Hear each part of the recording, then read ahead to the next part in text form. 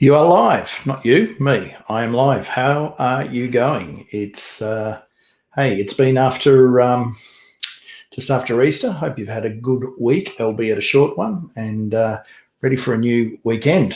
Long weekend, not a long weekend, just another weekend, which would be great. Just thought I'd drop in. Welcome to my little corner of the virtual corner of the LinkedIn patch. If you're around, say hi on the in the chat bar, and we're also streaming out to Twitter and Facebook as well. But this is also LinkedIn is where I'm going to see the chats, the chat bar. How you going? My name's Trevor Young. For those who don't know, if you've been following me for a while, you know I occasionally get out and do some live streams, and also I like doing videos, and I blog under PR Warrior, and I've got a weekly podcast called The Reputation Revolution, which is now not just a podcast, but a video show as well.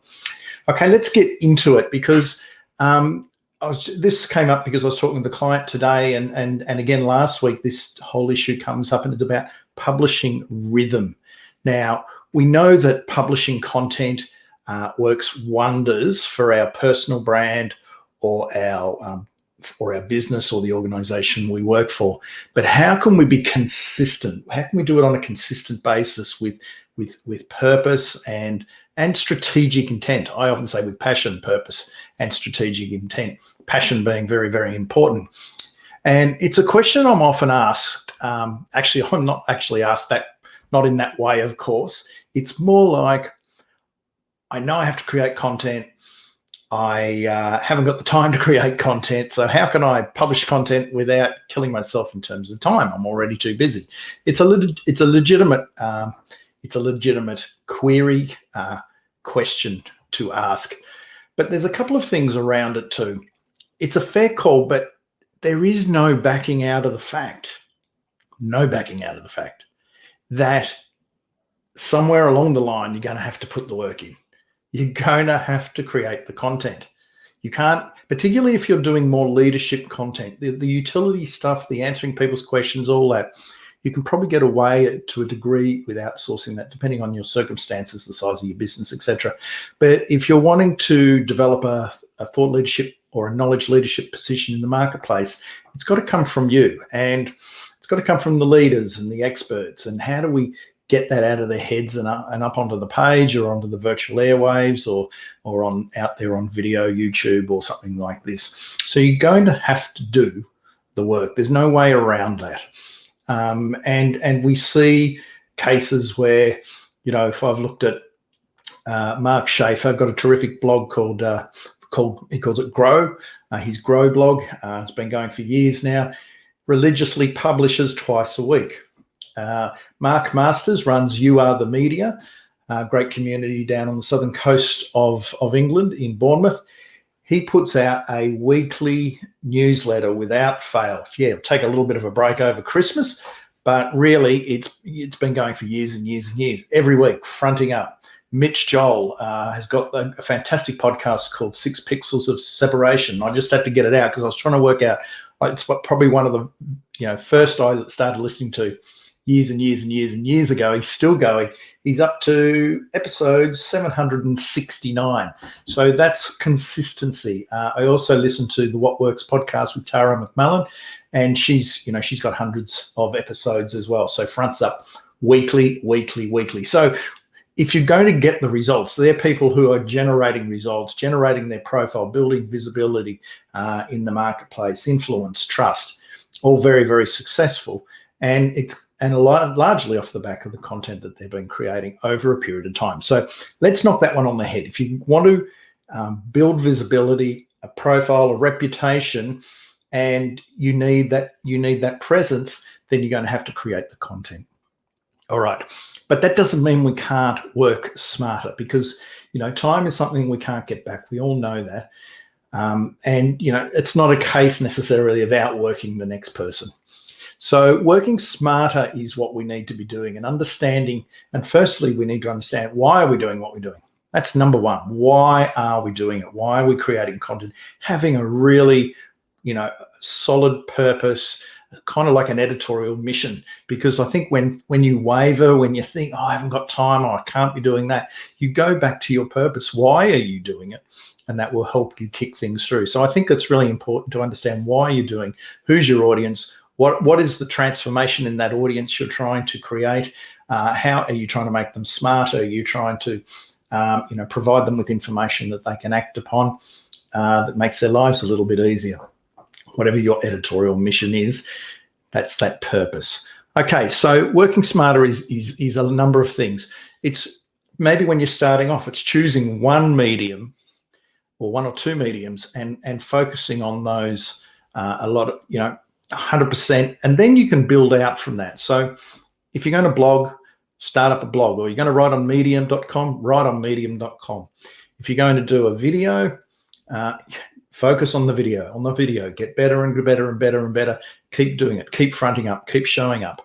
If you're going to do a podcast, as I've just mentioned, the podcasts work really well when they're weekly. Doesn't mean you can't do less, doesn't mean you can't do breaks, but is this consistency. But if you focus on one first, it takes out a lot of the, I think, a lot of the angst. If you try to do too many things, that's an issue. If you're saying, I don't want to create content, I just want to be on a social channel, I just want to be on LinkedIn and I'm going to nail it, you still got to create content for LinkedIn. Yes, you have to interact with people and comment on other people's things and share other people's content. But, to really make a success of LinkedIn, you've also got to create content. Is it video? Is it some written updates in the news feed? So, but maybe just focus on LinkedIn and just give it a red hot crack.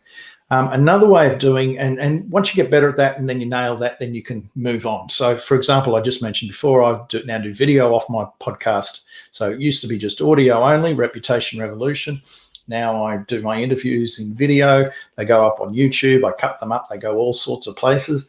And yes, it is extra work, but it gives me extra distribution points and it gives me extra snippets that I can cut up and share. And video is a lot easier to cut up and share than audio.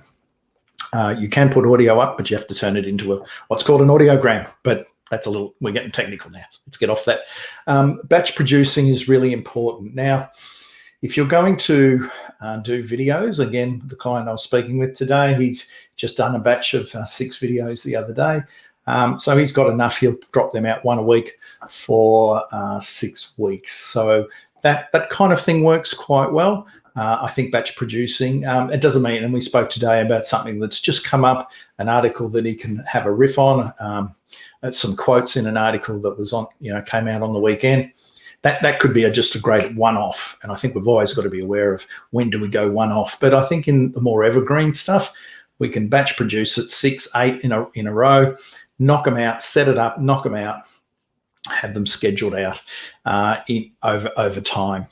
And the other thing is, this brings us into, I guess the other part of it is what it was, outsourcing certain elements. So with another client, I interview the expert internally. I give him the parameters of the articles we want to write. He okays them. I interview him, take him through the bullet points. He riffs, gives anecdotes, stories, adds statistics. And we walk out of it we record it, we do it on Zoom. I go to rev.com, I get it transcribed. I go the human one, not the machine one. You can get a human to do it or a machine. I pay the bit extra on that side of things and get a human to do it because it's a lot more accurate.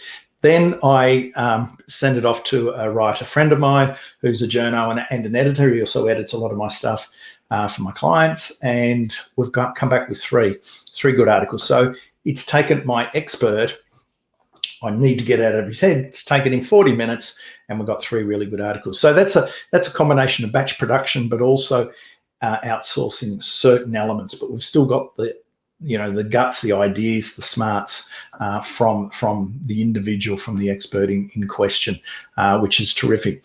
What other things can you, I guess, outsource? Well, I talk about a podcast. Now, I can't really batch my podcast, for example, because I do interviews with people from around the world, and unfortunately I can't get them all on the one day and the time that suits me. So I kind of have to get them up there, but I do have help. I identify who I want to interview, who I want to have a chat with on the podcast. I have an assistant, a production coordinator who will make the initial contact. We set it up. It goes straight into my, they book onto my calendar at a time that suits them. And then, we set it up. They get reminders from my coordinator, and we rock and roll. We have the interview, and from then the file, the video and the audio go to, I've got an editor who can handle both the video and the audio, and that gets done. And then I give it back to my production coordinator who loads it up, and it goes out at 4:30 every Sunday. Again, that consistency is what I'm after. Now, I'm not necessarily batch producing that, doing it all in one day, but I have over the years, I've probably struggled getting one every week, and I've had to scramble a little bit. But in more recent times, I've been a lot more smarter, and I might get quite a few in advance. So at the moment, I've probably got enough for 6 weeks, which is terrific, because it takes the pressure off. If an interview drops out or falls over for whatever reason, I'm not scrambling to replace. So that's something that I found works really, really well. So it's kind of being organised, but not necessarily batch producing. But it does show that if you get someone to help you with it, it becomes a process, and it just becomes a system. So I hate a lot of processes, to be honest, but I understand that this works really well now. So I know what my role is. My production coordinator knows what her role is. The editor knows what his role is, and it becomes a machine. So the key is to have that process while still retaining the passion and the enthusiasm. You don't want to just keep it grinding it out. You still want to have that enthusiasm for the content that you're creating, because that's the creative part of it. And the other thing is, I mentioned earlier about focusing on 1 or 2 channels and building from there. So that's what I've done. Mark Masters, I mentioned earlier, he runs the You Are the Media community in the UK. He started off blogging, and then he added a newsletter, and then he added a podcast, and then he added an event. But he mastered one, excuse the pun, Mark Masters, he mastered one at a time and then kept going. And so you'll see a lot of bloggers, they master the blog and then they go onto a podcast. So don't try and become a blogger and a podcaster and a video person all in one hit, because it will create chaos in your life. So just really focus on that. Master one, move on to the other, wherever you can repurpose. So that's why I like the podcast. I can repurpose that. I've got the video. I can cut that up into 100 different bits of content if I like, so I can share on social channels. So, the tools are there to allow us to improve. There are people now, we can, go on Upwork and get a video editor if you don't know anyone. I believe that a lot of written content should have an editor. If you find someone who's been an editor on a magazine or a newspaper, they are worth their weight in gold, seriously. And that means that you can write it, but they can tidy it up for you. So again, you're saving a little bit of time, because if you're sitting there writing and trying to make it perfect, it will never get out. It'll just take so much time. So that's the only thing, a couple of things to be aware of. So to my mind, yes, it does take time to create content, but content is the great leveler. Now, smaller businesses and personal brands, those people who are running an enterprise off the back of their personal brand and the reputation they have in the marketplace, that when you use content and social media, you can take it right up to the big guys. And I know a lot of big companies are into content, naturally, because everyone is, and they're so slow at it because the layers, the hierarchy, they might not have people dedicated to it. People have got a job share, all of that sort of stuff. And I know smaller players that can outwork them in terms of content. So I think that's the critical thing to be aware of. Thanks, Mark, popping by and just saying thanks for this. Cheers, mate. Thanks for dropping by. So if you've got any questions, please ping them my way. But otherwise, I think it's important to just recapping. Number one, content is great. I'm going to say it because that's what I do. It's my jam. It's what I love. I've always loved it. I'm excited about all the different channels, as are a lot of people, but don't try not to get besotted by all channels all at once. Narrow your eyes, focus, master it, then move on. but do get help. Always be on the lookout. Is there a VA you can get? Is there an editor, an audio editor? Is there a blog post article editor that you can have? Get people around you who can help.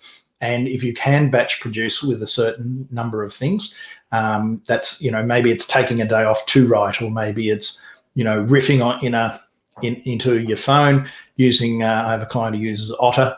Otter's something like Rev. There's so many tools out there to use today.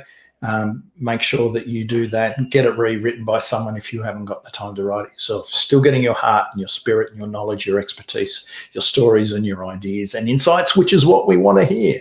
That's what we want. We don't want platitudes. We want more good information out there to help us on our professional journey. So thanks for tuning in, and it's terrific that you're here, and I'll pop in again in another few weeks. Cheers.